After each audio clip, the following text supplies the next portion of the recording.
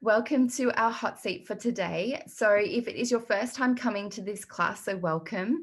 Thank you for coming and joining us. I'd like to say that it's going to be roughly about an hour, but sometimes it can last a little bit longer. So it just depends on the challenge that people come and how long that takes, and then also the after chat that we have as well. So stay on for the entire session. It's definitely going to be lots of transformations and lots of insights and realizations. So how this class works is, the beginning, we go through the people who have applied to be in the hot seat, which means you've given me some background of what's been going on for you. You're going to share in less than a minute. So it's a bit of a speed, kind of like speed dating, but like speed problem sharing, like that. So you're going to share your challenge and share your problem, what you're wanting to work on. And then as a group, we are then going to do a poll. And so you'll get a screenshot on your laptop or your phone or however you are, and you're going to vote for who story that you would love to have their emotions transformed and equilibrated, have a heart open moment with them.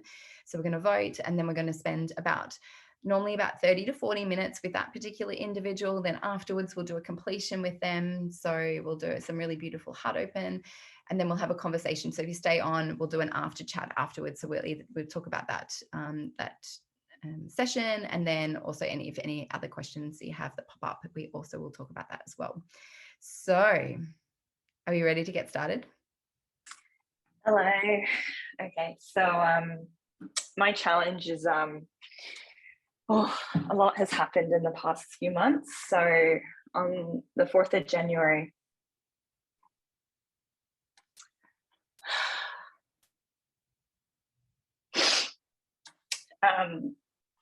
I woke up and I walked into my living room and I saw my partner had collapsed.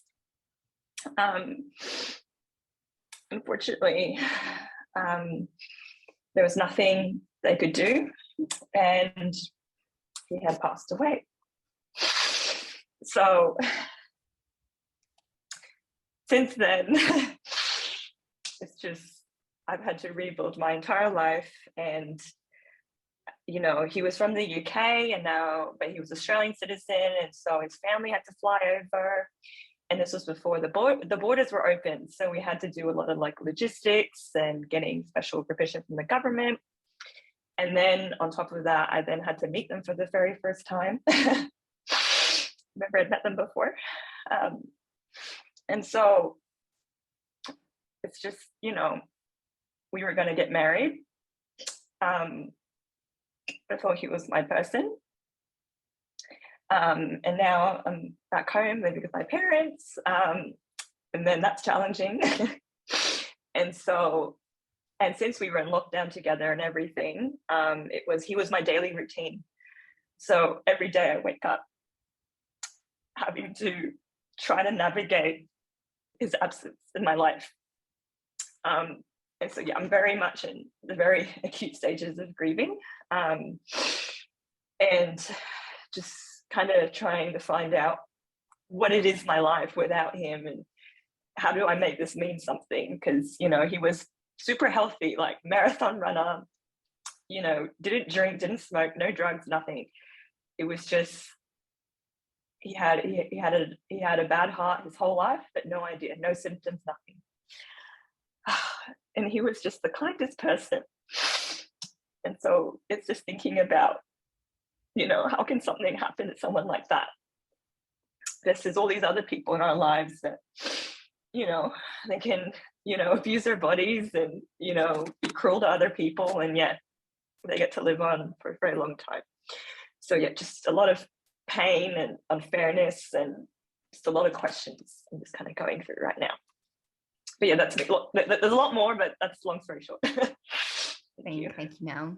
Just want to check in, because I know there's a few people that arrived a little bit later. So is there anyone else in the audience now that also applied for the hot seat and also wants to share their story? So even though we're going to be working on, so we're going to work with Mel, but Narelle, I know that you're a second, so know that this will also be healing for you as well. So we're all entangled and we're all intertwined in this dynamic, and so there'll be an opportunity that we can all take some lessons and realizations from the work that we're going to do with Mel tonight or today. So, all right, where's Mel? Where you've like, Hello. oh, there we are. Okay, I'm going to, so feel free, team, along the way to have your pen and paper. Take, if you hear a realization, you think that's pretty cool, you want to write it down so it's like a reflection for you. If you happen to sometimes like even just have a question that would be cool to ask her, feel free to also put it in the chat. Like this isn't, so you're welcome to also ask questions. You can have like a running conversation in the chat section as well. So I'm just going to make Mel big on my screen so I just see you. All right. So we have, 30 to 40 minutes together. So I just want to make sure that, and you said that there was a lot of things, like there's a lot of stuff going on. So if we could prioritize and you could get one thing out of our time together today, what would be the greatest like shift for you? I think just trying to find meaning without him and what that looks like for me. Because it's just so, before I was so used to thinking as a duo and considering him and having our lives interwoven together. So it's kind of, now that I'm on my own, it's like, how do I navigate that? Where's my meaning without him, and what does that look like? Okay. And is there elements of you grieving as well, or? Oh yes, 100%. Okay. And what do you perceive to maybe miss the most about him? Like if you had a couple of things that you perceive to miss the most, what would it be? His support, his company, just being able to turn to someone instantly, feeling understood intimately and innately, just without me having to say anything, and just his joy and his zest for life, and how he was so infectious and with his joy, and he would just care so much for others. And it's okay. So out of curiosity, because in terms of, you said you were going to get married, just so we can, because I want to make sure that I have like you've painted me a picture essentially of like what's going on in your inner world, and so you said before that you wanted to like get married. So what was like the distant, like the short distant future and the long distant future, what did you perceive that would look like together? So short distance was being able to get out of lockdown and travel together and enjoy our time together. And we had booked a whole bunch of trips this year, so I actually went on one of them without him. Still, and then we had a whole trip booked to Europe in June, July to meet his family, and then the long distance, it was just known, it's what we wanted to do. We just knew we were just going to get married, and it's like our relationship is so crazy because I was on a dating app for 2 days and we matched. So there's this feeling like I was meant to meet him. And we were meant to be together, but just not obviously the way that we planned.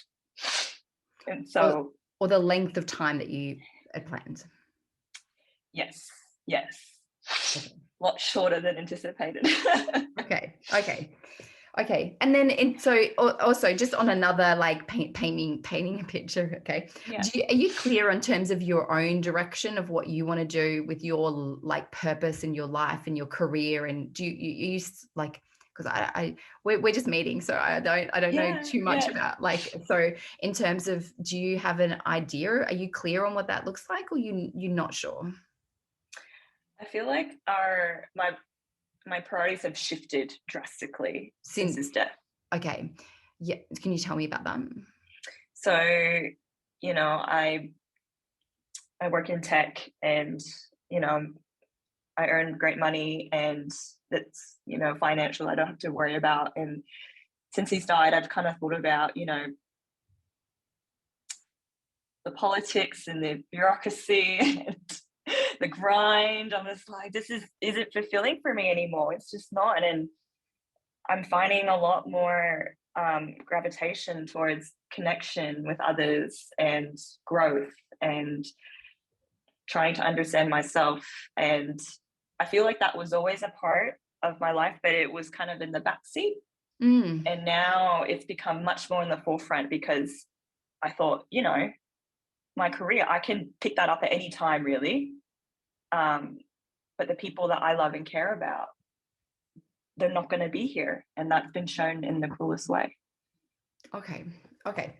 So thank you for like giving me some context, because it's really helpful, for me to help get your outcome, for me to have like a better understanding of like, or a deeper understanding of what's going on in your mind and your life as well. So we can kind of essentially get all the pieces of the puzzle, put it together and create meaning for you. Yeah.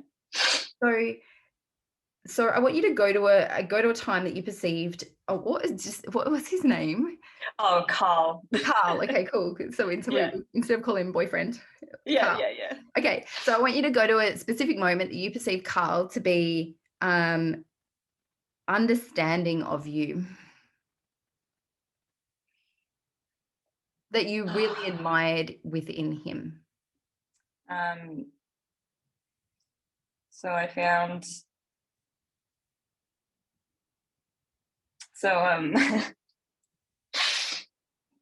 so I remember one time, so he was extremely helpful around the house. Like I've always been a very organized person, and proactive, but he always just was quicker at everything. So stuff like laundry, dishwasher, cleaning, grocery shopping, like the gold standard. Like I literally could not fault him. And so I remember one time, I think he was overwhelmed at work, and I said, he just said to me, "Oh, you didn't notice that I cleaned the kitchen, and I bought your favorite thing from the grocery store, and and then I still did all my meetings and all that kind of stuff." So I was like, okay. And then I said, "I appreciate that. I'm so sorry. I was so busy. But just because you've done those things doesn't mean I don't appreciate you." And I think I just gave him some examples. I can't remember. And so I came back.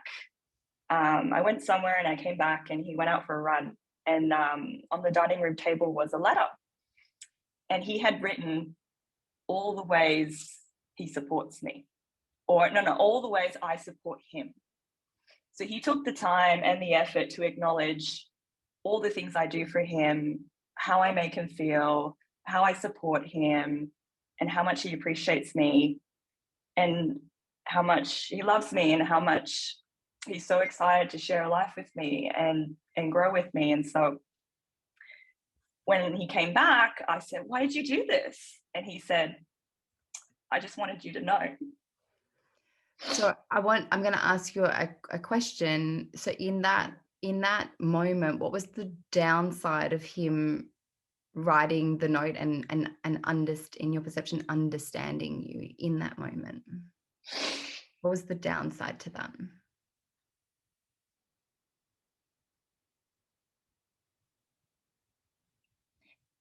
Me feeling guilty that beforehand, it's almost like I had that like when he was, being angry, well, not angry, just annoyed, I felt the need to prove myself to him. Okay, so cool. So we're just going to park that one, just because we want to find a downside that doesn't depreciate you. So I want you Okay. to find, yeah, cool. Sorry, because downside's like guilty. I shouldn't have done all those things, and you judgy on yourself. Oh So yeah, what yeah, we want to yeah. do is we want to find a downside of the letter, like him actually going and writing, like doing a recog of all the things that Yeah, you've yeah, been thought. Like, what was the yeah. downside of reading that?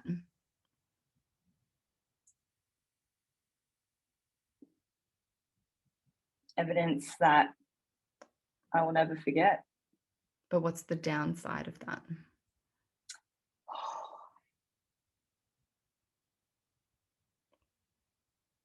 Like, does it make you hold on to him and the thought of him more? Does it, like, what's the downside of, does it go, oh, well, I've done so much, I don't really need to keep on doing more for him? Like, what do you perceive to be the downside of him writing? It's almost like I have this gold standard and him on a pedestal, Mm, and I'm like, how do I let go of that? You know, if I choose to date, whenever. mm. Because what's the downside then of putting him on a greater pedestal than what he? Comparison to others. Mm, And I don't know, like if I share that with them, they could be intimidated. They could be, you know, because, and it's almost like glossing over also, you know, the challenges we also had in our relationship as well. mm. And what do you perceive to be the downside when you gloss over the challenges? Because it wasn't really in that moment, it didn't really talk about the conflict that you had. It was just, let me just tell you all the good, in the perception, like good things, but never talk about the real issue that was at play. Yeah, so like I'm remembering this version of our relationship that's, you know, maybe not its whole self. Ah, Mm, that's interesting, is it not? yeah, yeah. Because we sometimes can then end up romanticizing what it was Mm, rather than the reality of what it was. mm, Okay, mm, cool. So come back again to that moment. What else was the mm, downside of reading that letter and seeing all the ways that he perceived you to support him? mm.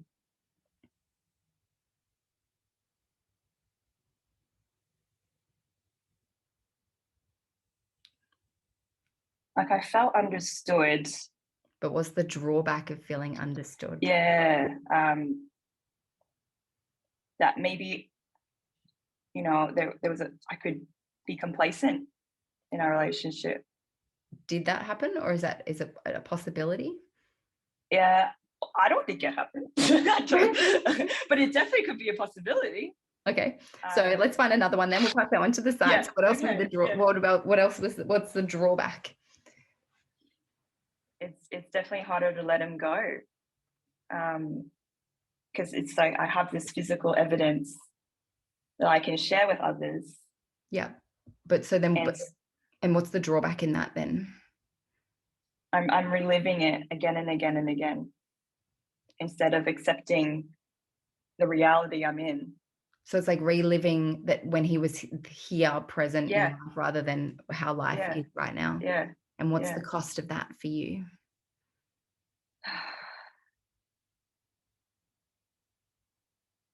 Like pretending, well, not pretending, but almost like I'm disconnected with trying, well, not trying to move on, but trying to move with what's happening with me because I'm still in the past and holding on to that so desperately.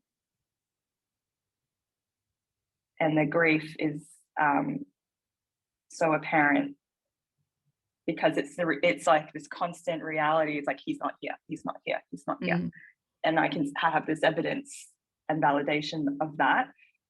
At the time when he was alive was amazing, but ironically, I never looked at it when he was alive, maybe once or twice. But now I look at it almost every day.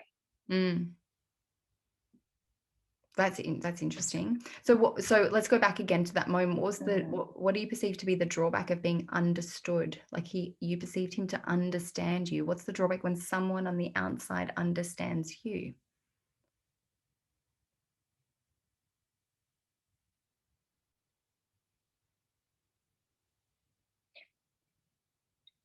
I don't have the space to look at other areas I can grow.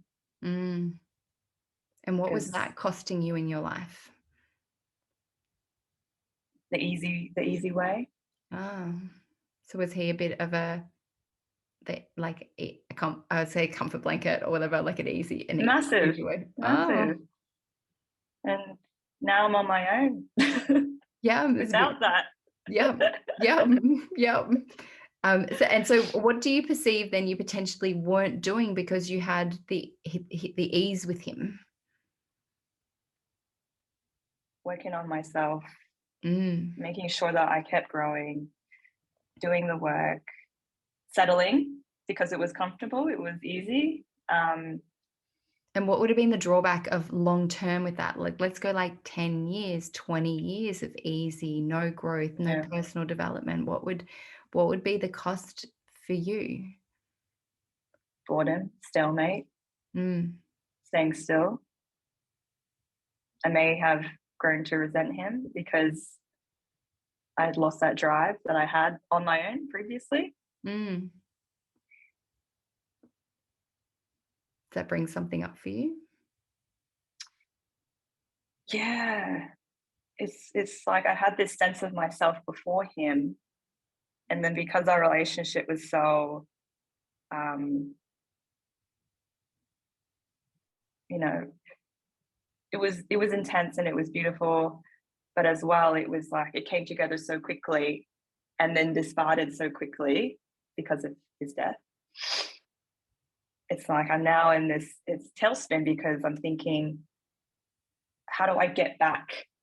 Well, not back, but reclaiming that part of myself. So what I hear is, which happens a Mm. lot in relationships, what I'm hearing is that you went and you had a strong sense of identity of who you were and what was important to you, and you were maybe doing some self-development and growth. Then you became in a relationship and it became more intertwined. And so the relationship became the priority. And then a lot of ease, less growth. And there was an element of like losing your way. I would say like, yeah, because I had like diverted to include him Mm, instead of going on, if I was on my own, what would I really do? Because it mm, would be so different. mm, mm. And so what was the drawback then of including him in your life? What was that costing you? You know, reclaiming my own journey, taking the risks that I only would on my own. And kind of putting myself in situations where I'm forced to grow, I'm forced to be uncomfortable because I was so comfortable and help. And then that would only serve me in the long run because, you know, for the last, when I was with him, it's kind of like that muscle has been weakened. Mm. And so I wasn't really exercising that muscle when I was with him. It was like, yeah, as you said, like a comfort blanket, the familiarity. And now that he's not here, it's the drawback is kind of what I'm processing with, oh, I have to relearn this. Mm. How do I do this again? And I'm Yep. disorientated. And But what's the benefit of finding your power again and your sense of identity again and going back everything. into working on yourself again? Like, what's the benefit of going through that journey? Oh, everything. Describe everything to me. Yeah. It's kind of, you know, reclaiming my power, reclaiming my sense of identity, you know, coming back to when there's a challenge, I would have him as support. And now it's, okay, I need to figure this out on my own. And what's the benefit of having to figure it out on your own rather than with him? Independence, having that power, also deciding to do what I want without having to take someone else's needs into account. So it's almost like I'm putting myself first and my own needs. And there was an element of not doing that before? I would say, yeah. Yeah. So in a way, his death is then getting you to reclaim a part of your life again? 100%. 100%. Like, I thought I was done. I thought I was, like, the path for my life was set out. I was like, good, I'm great, you know? But what would have been that draw? So if we go back to that and you had travel, you know, you had all this travel planned, what would have been the drawback in that? If you'd gone and done the travel with him and you'd gone and traveled and gone to Europe and your trip that you just recently, what would have been the drawback in that? We may have had a lot of fights. It may not have been an enjoyable experience. I may have been disappointed in that experience.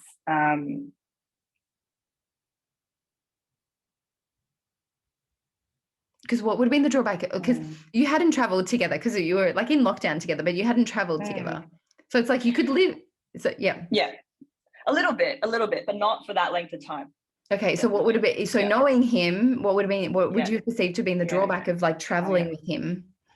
Well, he was very routine based, so I would have to accommodate for his routine, accommodate for what he wanted to do.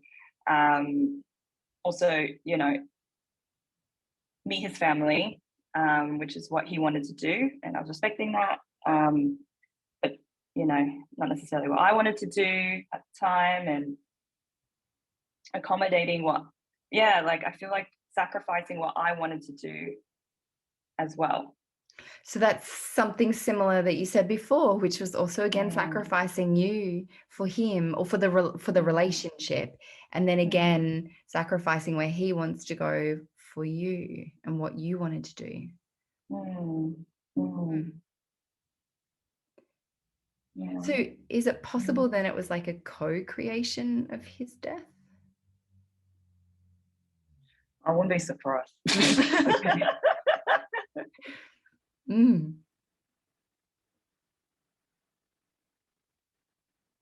Because it's almost like, since he took care of me so well, you know, I was comfortable, I was familiar, it was easy, and I've had that experience. But it's, you know, now it's like striving for that balance, if that ever is to happen to me again in a relationship, and ensuring that my needs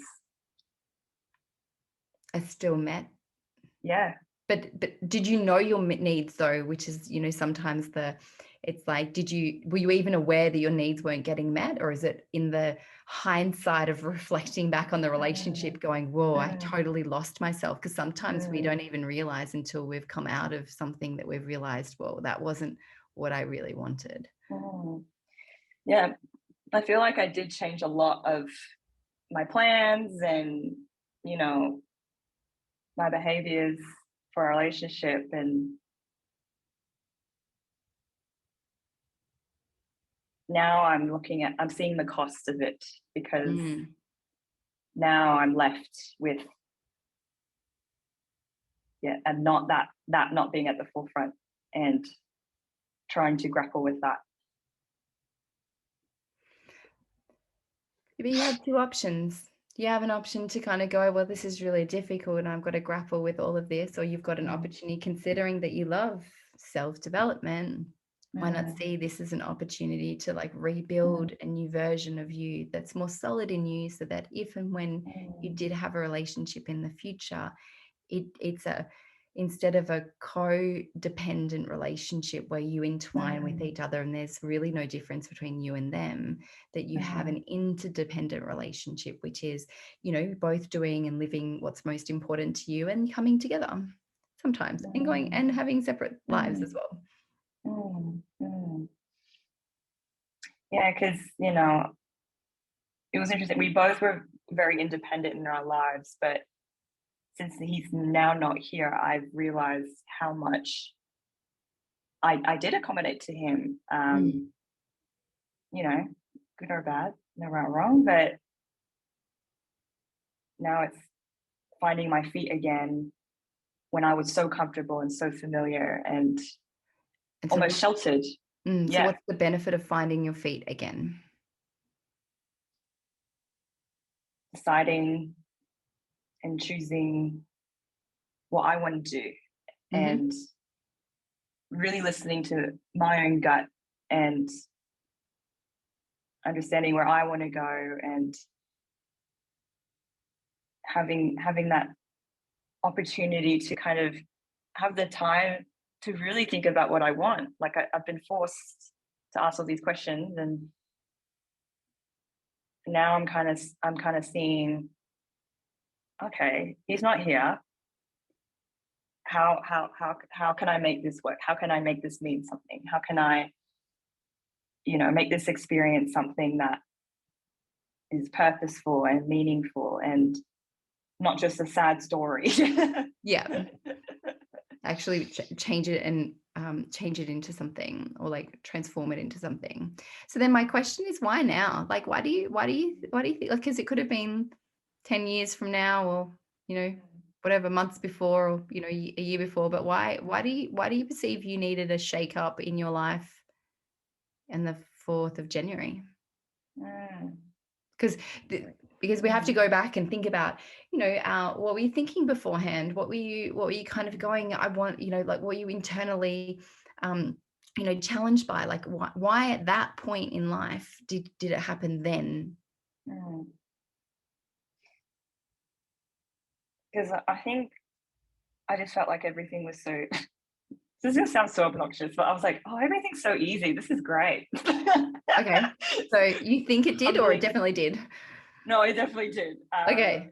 So it was a humbling experience to have that taken away and not realizing how big of a part of that he was, when, you know, there are other areas in my life I have joy and connection, and I've been tapping into those much more because he's not here. So what would have been the drawback had he still been here and you weren't tapping into those areas of life?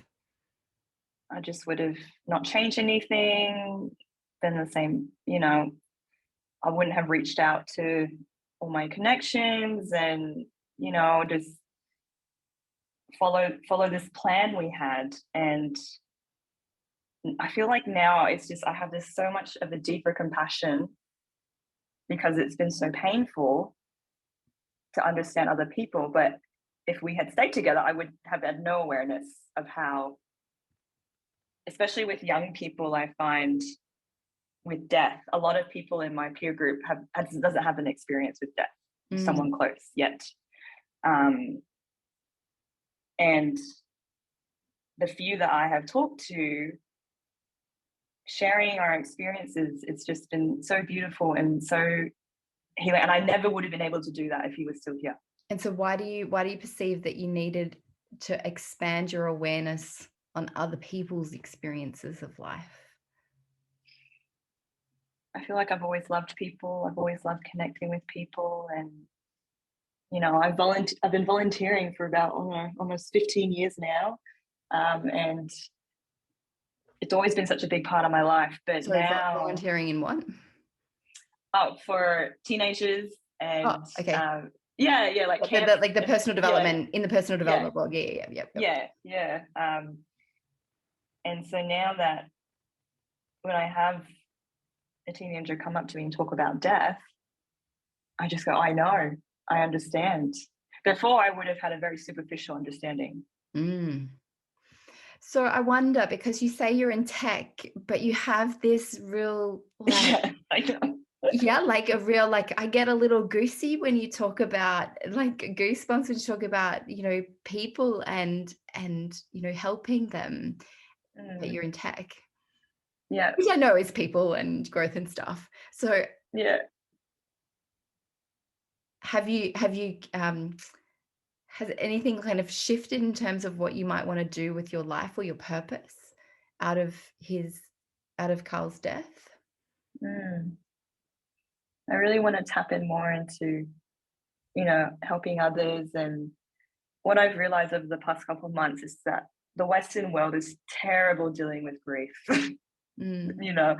No one talks about it, and if you do, it's confronting and taboo, and it's just a very interesting experience for me. And but then there's this other side of it where it's such an opportunity for connection and growth and compassion and empathy, and it's it. And then, sorry, what was the question? I completely forgot. It's okay. Lost So my we're train of looking thought. at, Yeah, we're looking at purpose, like in terms yeah. Oh, of, yeah, yeah. I think I want to do something definitely more in that space. mm, Helping other people, finding their connection, and even just moving through grief. I'm still in my very early stages, and it's just it's something that you carry, and not something that's just you move on and you progress through. It's you carry it, but it's like, how do you carry it in a way that makes it work for you, makes it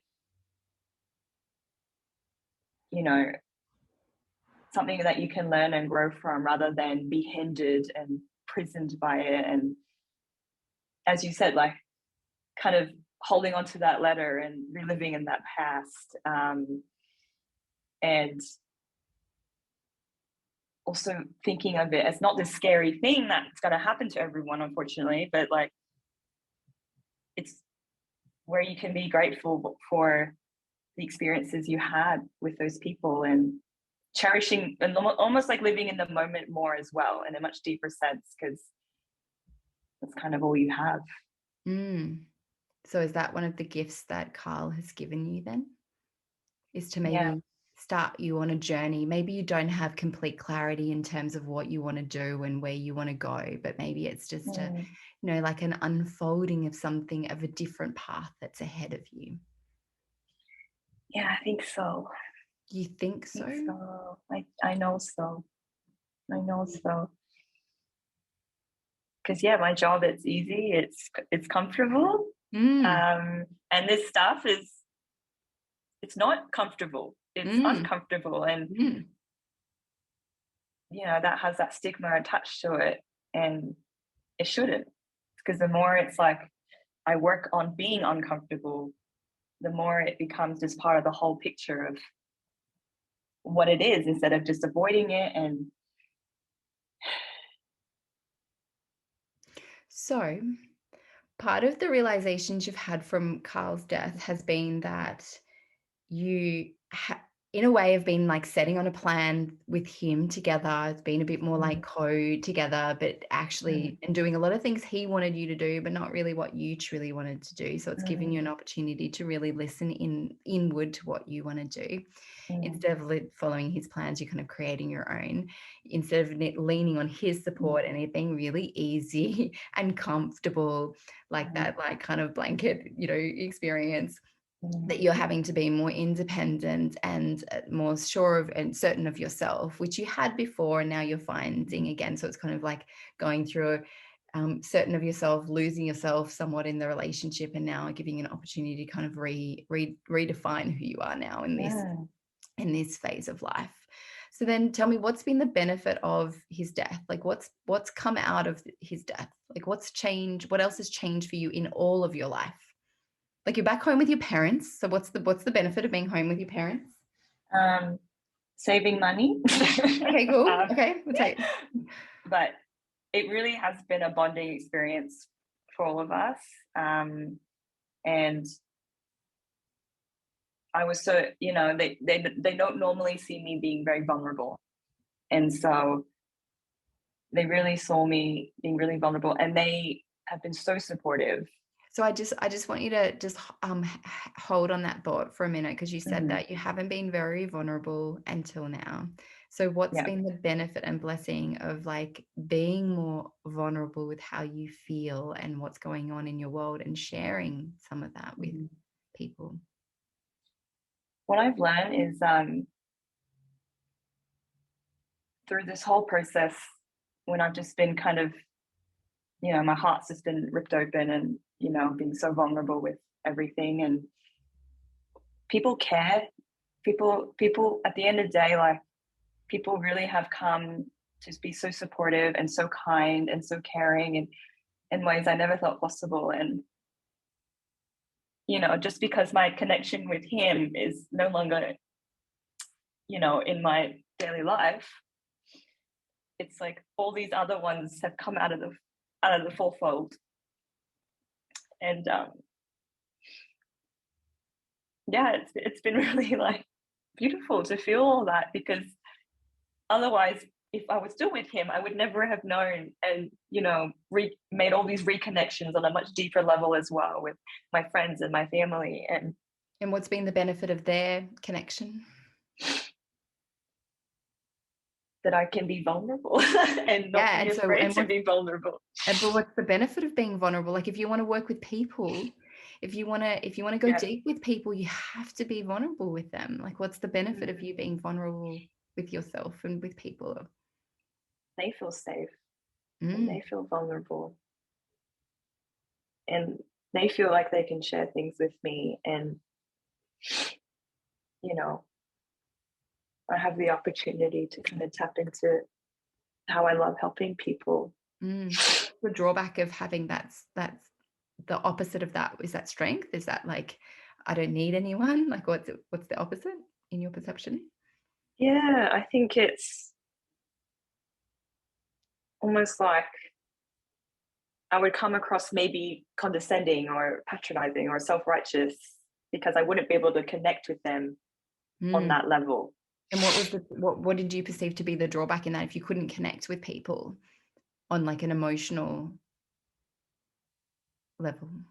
I wouldn't feel authentic. It wouldn't feel real. It would feel like I'm just going through the motions. And maybe I would just try and focus on them instead of us doing it together, which is a much more profound experience. So in a way, Carl's death is helping you to be more real and vulnerable and more open and connect more with the world around you. Yeah.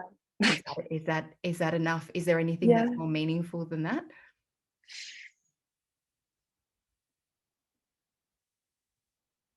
Like, if you can live a life like that, is there anything meaningful?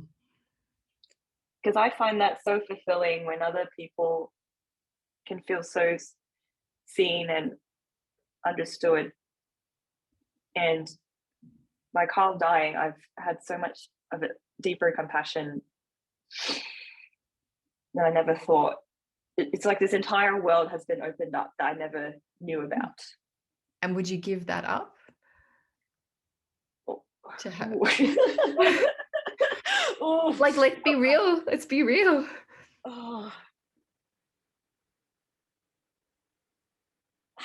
I really don't know, because sometimes I'm like, ignorance is bliss. Like, this is hard, this is painful, but it's almost like through my own stuff, it's like everyone has their own pain, and that's being human, and having it easy all the time is not, it's not real life. It's not real. So you're having a more real life now? Yeah. And is that okay? I'm just like, it's hard. Welcome to the world. Yes. But I think everyone can also agree, far out. It's a rough ride sometimes in your perception. But but there's so much more growth in that as well, right? Because each time that we Mm. go through these massive challenges in life, we have an equal amount of growth involved with that as well. And so, you know, if we're going through pain and suffering and challenge, we're also in the midst of a growth spurt. Oh man. What a growth spurt. Oh, Yeah. man. Yeah. So how you feel? So we spent some time together, like unpacking things and having a look from different perspectives. So how are you feeling? How are you feeling now relative to compare we started around the death of Carl? I feel more, no pun intended, I feel more empowered. Mm-hmm. And it's almost like there's more certainty that I didn't have before, because I was so defining by what we had. I was so much, you know, and now it's, you know, it's almost like, it's so crazy, but it's almost like exciting to have this opportunity. And yeah, like I'm still sad and grieving, and you know, but it's such a human experience that I just never thought I would ever have, or never even had any concept or knew about. And yes, I know I'm young, and but it's almost like I can carry this for the rest of my life in a way that could really have real meaning and real purpose, instead of just being this thing that just happened to me and it was really sad.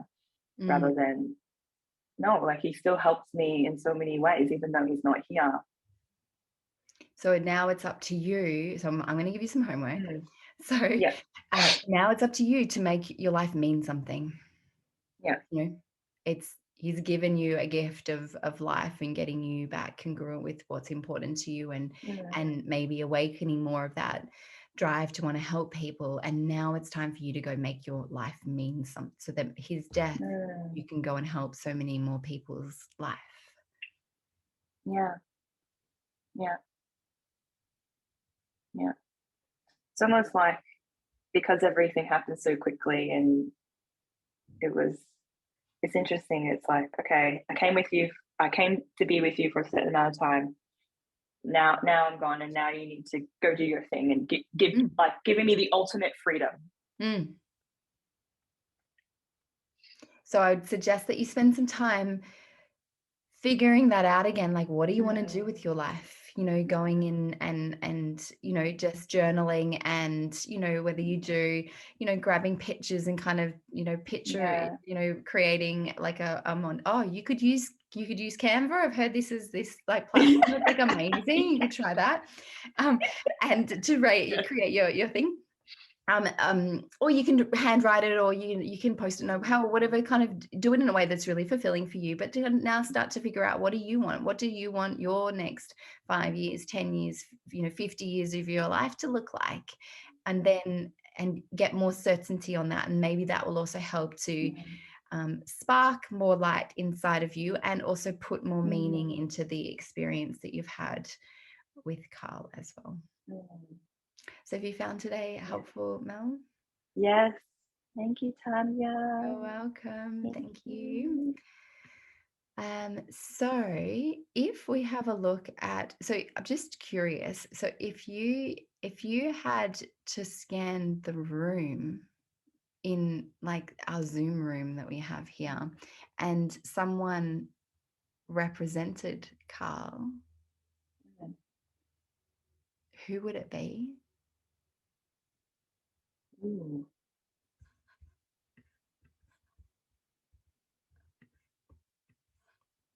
If it's a boy or a girl, doesn't matter. A man or a woman, Yeah. doesn't matter. And if they've got their camera on or off, it also doesn't matter either. But there'll be something that is.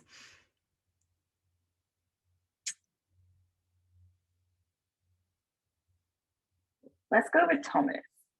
Where's Thomas? Oh, great. Thomas. So you've been chosen as the partner and spouse of for Mel. So this will represent in your own life a spouse that you've had or currently have.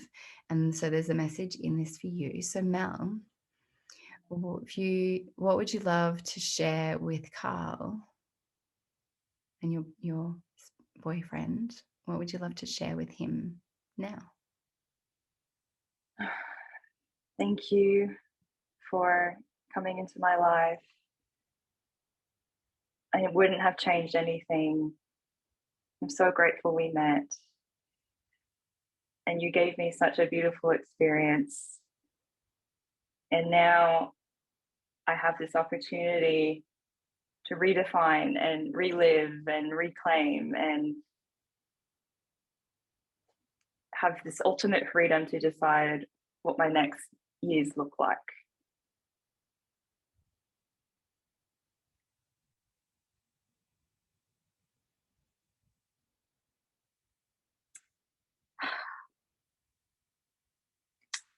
And I miss you, and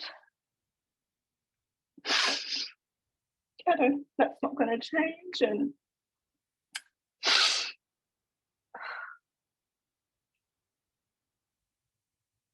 And I think as time goes on, I'm excited to live my life in a way that feels right for me and defines for me.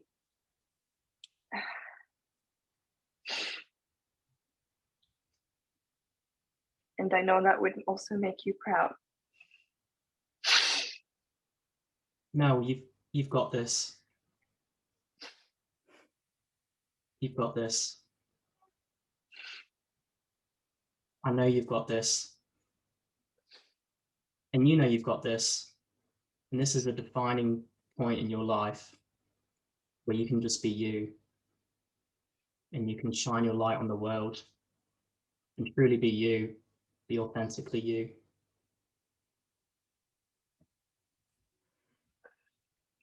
And I feel like, you know, you were holding yourself back when you were with me. Mm. You knew that deep down. Yeah. And so now you can just be yourself. You have this opportunity to just live out whatever your heart desires and just be you and share that with the world.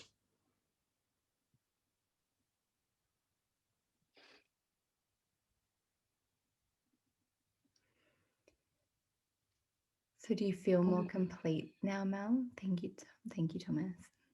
Do you feel more complete now, Mel? Yeah. Oh yeah, you go. No, I was just saying yes. Okay. You know what I find super interesting? You know, we have whatever 40. There's 43 of us here in the room now, and of all the people that you could have chosen, you said Carl was living in Australia, but from the UK. Yeah, and he started talking, and I was like, "Oh my god!" I know he's got an accent. Did you just go, "Whoa, team"? Can I just add something as well? I don't know if this is related, but my heart was absolutely racing and yeah, I don't know if you can comment on that, but like my heart, I don't know, it wasn't nerves though. It wasn't like, oh my God, I'm nervous, but my heart was just pumping, and it wasn't adrenaline.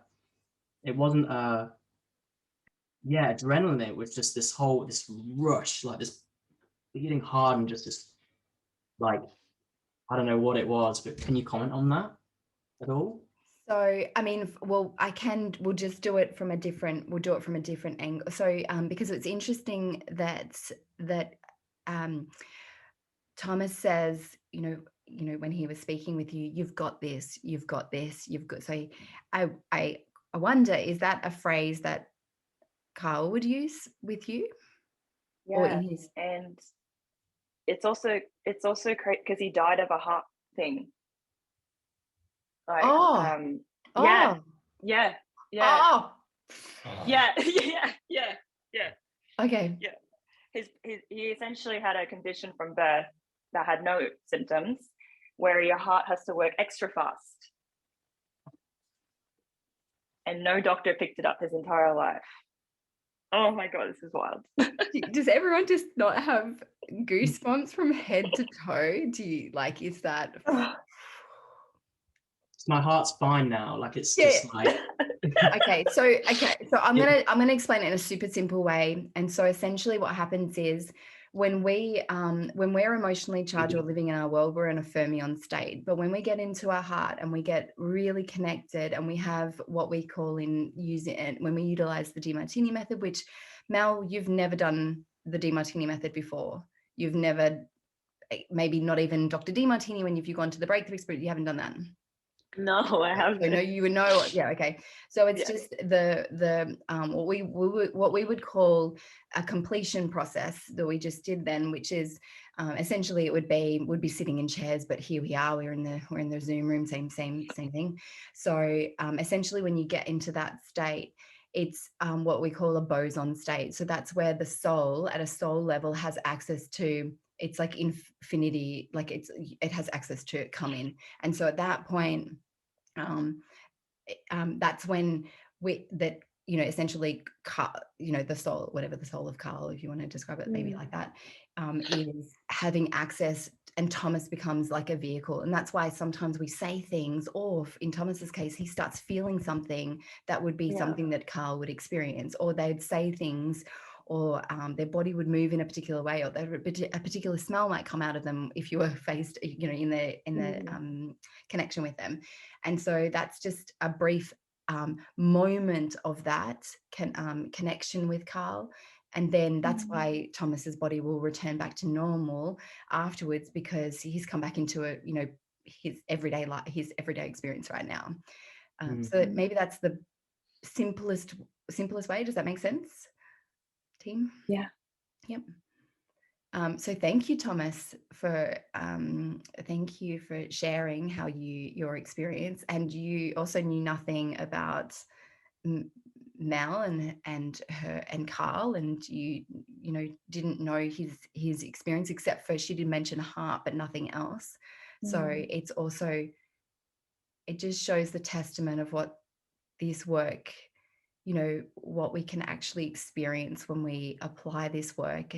And yes, we didn't do, the full, yes, there's still work to be done, Mel, if you're going to, to really fully clear, all, like we didn't, there's a process that we could do that could complete and clear all the grief that you're experiencing, but that wasn't your intention for today. You didn't come and say, Tanya, I want to just not grieve anymore. You said, I want to find more meaning in this experience. So hopefully that helped to get your outcome of what you're looking for. And thank you, Thomas, for participating. Alexia says, I can't stop crying.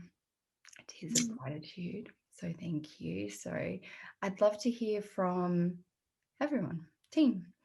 So I see Olga said Carl's heart was hitting faster, so he had all the heartbeats of his life in that most of us would do in 80 to 90 years. Okay, so tell me, thoughts, comments, questions. I'd love to hear from you. I just want to thank Mel. Like, that was amazing. It was such a, we're all connected, so it was very relatable. I kind of just missed like one person in my life as well. Well, he hasn't passed, but we've kind of parted. And then Thomas, what you said was, you got this. It's literally the last message I received from that guy. And I was like, oh shit, okay, I'm feeling your words like so strongly. They were like what he could have said to me in his, it resonated so much. So yeah, I got a lot out of this, so thank you. And team, do you have goosebumps from head to toe hearing Morin's experience? The entanglement of the experience is amazing. So Kelly would like to know, Thomas, who was Mel for you? So, how in the beginning I had said, when we're doing the completion, that this will represent someone in your life. So if you look at like physically of Mel, or maybe characteristic, or some of the things she shared, who does she represent for you in your life? My previous partner, we separated just over a year ago. And Yeah, for sure. And just one thing I want to add is I knew I was going to get chosen about when I got back from work. So about 4 hours ago, I just knew it. I felt it. It just came in my head, and I was like, I'm going to get chosen to be a surrogate. And then when Mel's told the story, I knew she was going to get it. And then I knew I was going to be, I just felt it. It wasn't this anticipation. It was just this knowing, like, it's going to happen. Yeah, I don't know, like, having done this a lot of times, I get that. Like, sometimes I don't know whether it be like we're just, because we have a perception maybe of time, and that time is linear and it's happening, before us, and it's happening in front of, and time's going to happen in the future. But what happens if time was all now? Or we just have this greater, like, connection. We talk about the noosphere, if you've come to the breakthrough experience, or that we have, this connection in our mind, like in all minds is connected. And so maybe it was just like accessing that, that experience, or that thought, and going, yeah, that's why you needed to be here, and that's why you turned up on time, and that's why you just, because there's almost like a pulling. And there's maybe the same with Maureen, for example. She may have gone, you know what, I don't know why, but I just have to be here because there's some message in this experience for me. Like, that's particularly why I love this particular class, is because I know that we could check in and have a look at who else had similar, like, learnings or like entanglement with that, and there's like a lesson or realization that's profound in their own life. So thank you for listening to your intuition and following it and coming along to class.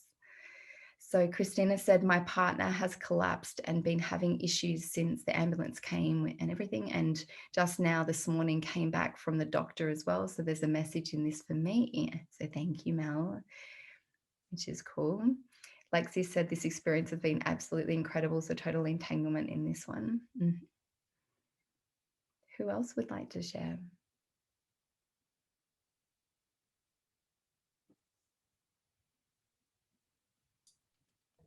Alexa. Hi. Thank you, Mel, for sharing. I wanted to share something with you. I lost my mom in 2018. I was in the digital world before, and she kind of gave me permission with her departure to move to coaching. And so it was 180 degrees in my career. And it's been the most beautiful gift I've ever received from my mom. So I wish that it's the same for you. Got goosebumps, team. Yeah. And I also wanted to thank you, because grief has been all over my life from a very young age, and I didn't realize how much it had been until I heard Mel sharing. So I was wanting to write on how to help others with something that I felt for myself, and I feel that I couldn't choose, but there isn't really a choice. So it's going to be grief. And so it helped me with that as well, message of clarity on where to start. Yeah, because Mel was sharing that so many, in her realizations of going, it's a topic that isn't talked about as enough or a lot, and it's still really hidden. So it's definitely, there's a massive need for a change in the way that we experience, well, not experience, but also talk about grief.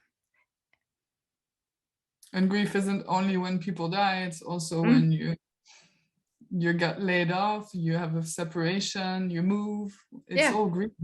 Yeah, it's all from grief. Mm-hmm. Just even getting older is grief. Yep. No charge there, peeps. Okay. So thank you, Alexa.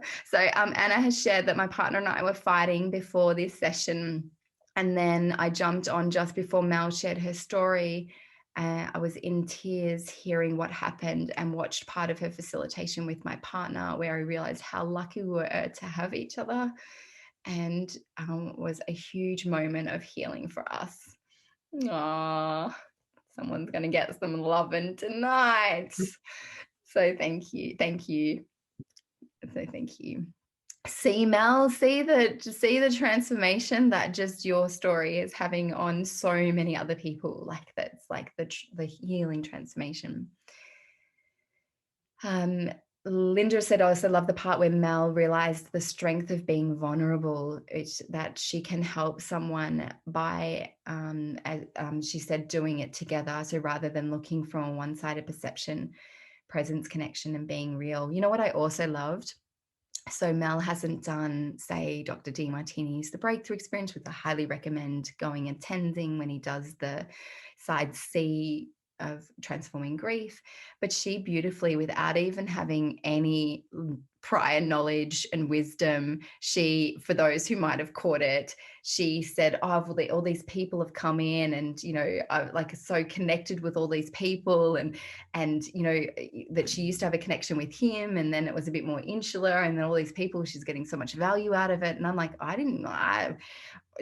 that's her innate wisdom inside of her, you know, that came out. And Dave was like, yep, felt that one. And I'm like, wow, that's like, we think that we think that we have to go learn all this stuff, but some people just innately, you know, intuitively know this. So Mel, you may go, I have no idea what she's talking about, and that's okay, but just saying that you're pretty wise, girl. So yeah. Linnea. It was so funny because I was just about to unmute myself and tell about my mom passed away 2018, and that I switched career like 180. It was like you took the word out of my mouth, and I was like, whoa. But the other thing that I wanted to share is that I had trouble carrying the grief as well. But as soon as I started to transform it into love, I loved her even more now when she's passed than when she was alive. So that is like the antidote to grief. Just switch everything to love. Thank you for sharing. And that's pretty powerful, the connection. Marina. Yeah, I do agree with the transforming it into love. I've actually never had anyone pass away, so I don't understand that feeling, but I do understand the end of a relationship, and that's what I took out of this session, the end of the relationship, and then the start of loving me, getting to know me, and charging ahead with what I want to do, where I want to go, and helping the people around me. So yeah, like what Thomas says, you got this, you've really got this. Yeah.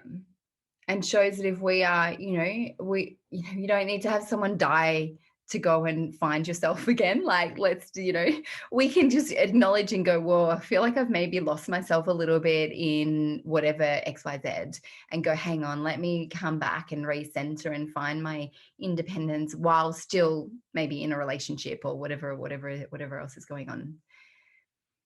So thank you everyone so much for coming along for our hot seat. Thank you so much, Mel, for being vulnerable. And as Maureen said, it's the ultimate freedom that he has gifted you to, be more real and be more vulnerable. So thank you for you got to practice at it. See? So thank you. And thank you, Thomas, for being the surrogate. And thank you everyone for coming and, listening into your inner knowing to come along to this session. I hope you can get lots of value and maybe start appreciating your life a little bit differently. So we do have this class every 2 months. So if you are wanting to come back and do it again, you're already on the list, so you'll get the emails ready for next time. If you do know someone else who might benefit from this, please feel free. It is a complimentary class with maximum growth. So please come along, and if they're at least a little bit interested, maybe in, say, watching a demonstration of, I obviously don't do the Demartini method. If you're looking for learning the Demartini method, you can go to Dr. Demartini Demartini and, you know, do the training with him, with the facilitation training. But in terms of coming and doing, say, group coaching, so you can learn how to apply it for yourself, we've got maximum growth classes. So there, where we do 2 columns of the Demartini method, you learn it in bite-sized pieces, and so you can apply it in your own life, and we can resolve some of the challenges that you're going through. So, but in terms of like the session, it's more of a you probably notice it's more of a conversation, and it kind of goes in different places, but we pick and choose what might be helpful depending on what the individual needs, or in this case for what Mel needs, and then getting like a level of like ahas and realizations. So thank you. I hope to see you at another class, and I hope you have a beautiful rest of the day or evening. Thank you, team, and I'll see you at the next perfect time. Bye.